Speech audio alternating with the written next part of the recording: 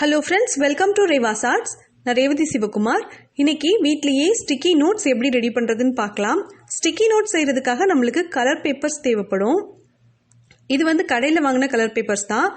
ஹோம்மேடா எப்படி colour papers ready பண்றது அப்படிங்கற வீடியோ இந்த வீடியோவுக்கு கீழ இருக்கிற டிஸ்கிரிப்ஷன் பாக்ஸ்ல இருக்கு. தேவைப்படுறவங்க செக் பண்ணி பார்த்துக்கோங்க.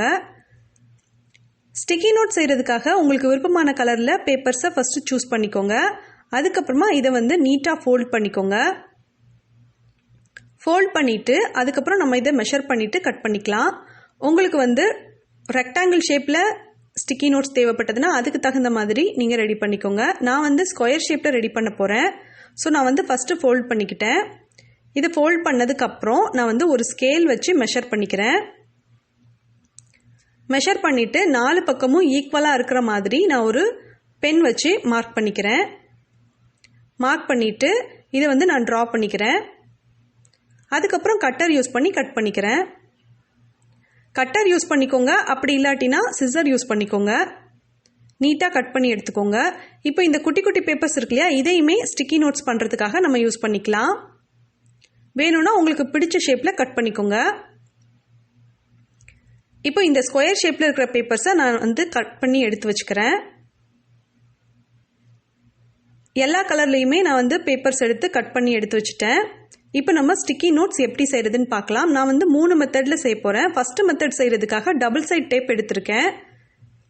இந்த டபுள் சைட் டேப் எடுத்துட்டு ஸ்கொயர் ஷேப்ல நம்ம கட் பண்ணி வச்சோம் இல்லையா, அதுக்கு தகுந்த மாதிரி மேல் பக்கமா வச்சுட்டு ஒட்டிட்டு அதை நான் கட் பண்ணிட்டேன்.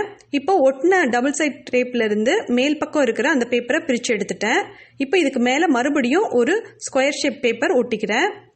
இதே மாதிரியே டபுள் சைட் டேப் ஒட்டி அந்த பேப்பரை பிரிச்சுட்டு அதுக்கு மேலே ஸ்கொயர் ஷேப் பேப்பர் வச்சு நான் ஒட்டிக்கிறேன். விருப்பமான கலர்களில் இதே மாதிரி ரெடி பண்ணி நீங்களும் ஒட்டிக்கோங்க. இந்த மாதிரி செய்யும்போது இது வந்து சூப்பராக இருந்துச்சு. ட்ரை பண்ணி பாருங்க. ரொம்ப ரொம்ப பர்ஃபெக்டாக இந்த ஸ்டிக்கி நோட்ஸ் எனக்கு வந்திருந்தது. ரெண்டாவது மெத்தட் செய்யறதுக்காக நான் செலோ டேப் எடுத்திருக்கேன். செலோ டேப் எடுத்துட்டு நம்ம மெஷர் பண்ணி கட் பண்ணி வச்சிருக்கோம் இல்லையா, அந்த பேப்பருக்கு தகுந்த அளவுக்கு இந்த செலோ டேப் எடுத்து கட் பண்ணிக்கிறேன். ஃபர்ஸ்ட் கட் பண்ணிட்டு இதை நான் வந்து 3ஆ ஃபோல்ட் பண்ணிக்கிறேன். ஃபோல்ட் பண்ணும்போது இந்த செலோ டேப் 2 பக்கமும் ஒட்டுற மாதிரி பார்த்துக்கோங்க. இப்போ இதை வந்து நம்ம கட் பண்ணி வச்சிருந்த பேப்பர்ல ஒட்டிட்டு அதுக்கு மேலேயும் நம்ம கட் பண்ணி வச்சிருந்த ஸ்கொயர் ஷேப் பேப்பர் ஒட்டிட்டேன்.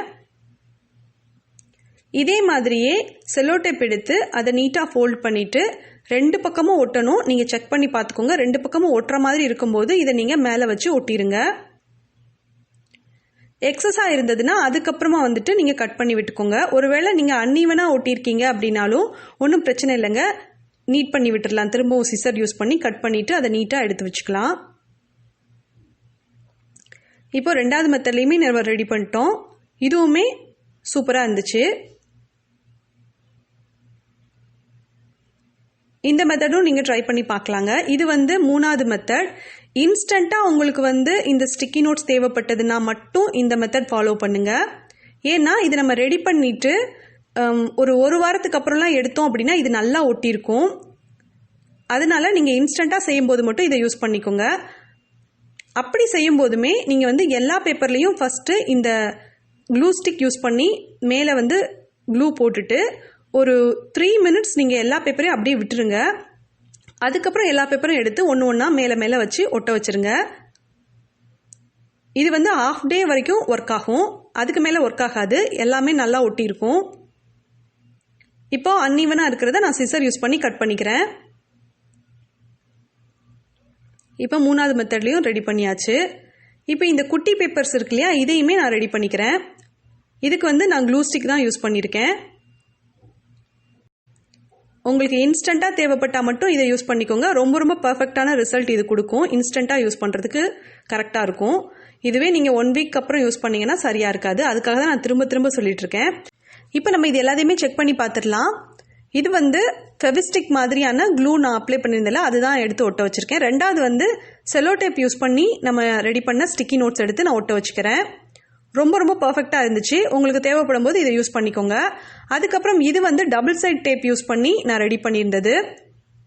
இதை எடுக்கும்போது இந்த டபுள் சைட் டேப் சேர்த்தாப்புல வர மாதிரி நீங்க எடுத்துக்கோங்க. இதுவுமே பர்ஃபெக்டா இருந்துச்சு. நீங்க ட்ரை பண்ணி பாருங்க. இது வந்து ஃபெவிஸ்டிக் மாதிரி க்ளூ ஸ்டிக் தான் இதுலேயும் நான் போட்டிருந்தேன். இன்ஸ்டண்ட்டாக செய்கிறதுக்கு இதை யூஸ் பண்ணிக்கோங்க. இப்போ எல்லாமே சூப்பராக இருந்துச்சு. எனக்கு ரொம்ப பிடிச்சிருந்தது டபுள் சைட் டேப் போட்டு செஞ்சிருந்தோம் இல்லையா, அதுதான் ரொம்ப ரொம்ப பர்ஃபெக்டாக வந்திருந்த மாதிரி நான் ஃபீல் பண்ணுறேன். தேங்க்ஸ் ஃபார் வாட்சிங்.